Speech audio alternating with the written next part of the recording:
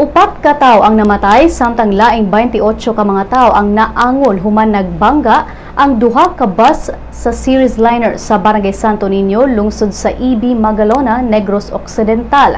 Naila ang duha sa mga namatay nga sila si Nemia Paceno, kinsa usa ka pharmacy student, ug si Ronnie Havaro, kinsa usa ka konduktor sa bus.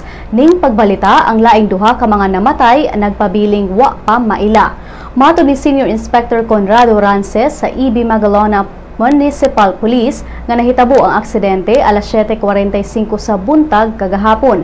Base sa investigasyon nga ilang buhatan nga ang usa sa mga series bus nga gikan Bacolod City paingon sa Escalante ni suway pag-overtake sa usa ka laing pangsakyanan apan ang driver nga si Leo Siocon nawad og kontrol, hinungdan nga nabangga kini sa kasugat nga laing series bus. Matod sa investigasyon nga nag-overspeeding ang driver sa series bus. Kasong reckless imprudence resulting to multiple homicide and multiple injuries ang atubangon sa driver nga si Siocon. Samtang ang mga naangot sa aksidente daling gidala sa Teresita Halandoni Provincial Hospital sa Silay City ug sa Our Lady of Mercy Specialist o Specialty Hospital ug the Doctors Hospital sa Bacolod. Si Provincial Police Director Samuel Nacion nibutyag nga ang driver sa series bus temporaryong gikustodiya sa pulis.